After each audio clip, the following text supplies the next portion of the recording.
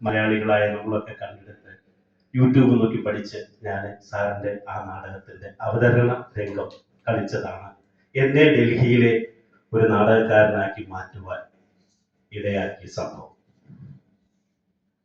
അതുകൂടാതെ സാറിനൊരു വലിയ ആഗ്രഹം ഉണ്ടായിരുന്നു. അത് ഏതാണ് ആ നാടകം എനിക്ക് ഇപ്പോഴും ഐഡന്റിഫൈ ചെയ്യാൻ പറ്റിയിട്ടില്ല. ഒരാൾ അഭിനയിക്കുന്ന ക്രിസ്തുവിനെ കുറിച്ചുള്ള ഒരു നാടകമാണ്. എനിക്ക് 2-3 നാടകമുണ്ട്. അത് ഏതെന്ന് അത് സാർ അത് പ്രിന്റ് ചെയ്ത് ഇറക്കിയിട്ടില്ലയോ എന്നൊരു ഡൗട്ടുണ്ട്. ആ ഒരു നാടകം ഞാൻ അഭിനയിക്കണമെന്നും തൃശ്ശൂരുള്ള ഒരു സാറിന്റെ ഒരു കൂട്ടുകാരനെ വിളിച്ച് വർത്താനം പറയുകയൊക്കെ ചെയ്തതാണ്. അത് സാറിന്റെ ഒരു ആഗ്രഹമായി.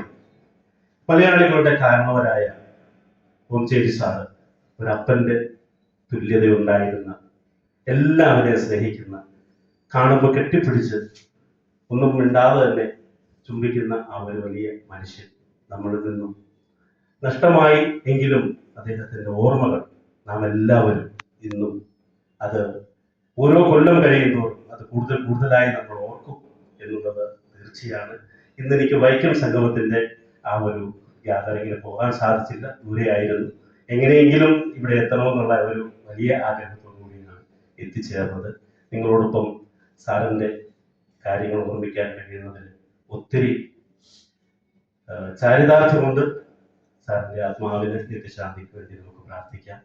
ചെയ്യുന്ന ഓരോ പ്രവൃത്തിയും സാറിനെ ഓർമ്മിക്കുവാൻ വേണ്ടി ചെയ്യുന്ന ഇതൊക്കെ സാറൊക്കെ പറഞ്ഞ കാര്യങ്ങളിൽ എന്തെങ്കിലും കാര്യങ്ങൾ ചെയ്യുന്ന സമയത്ത് ഞങ്ങളെ കൂടെയൊക്കെ അറിയിക്കുക. എൻ്റെ പേര് ഡൊമിനിക് എന്നാണ്. നമ്മൾ സാറിനെ അപ്പൊ അതുകൊണ്ട് അറിയിക്കുക. നമ്മളൊക്കെ കൂടെ ഉണ്ടായിരിക്കും. സാറിന്റെ ഓർമ്മകൾ നന്നും നിലനിൽക്കട്ടെ. നന്ദി, നമസ്കാരം.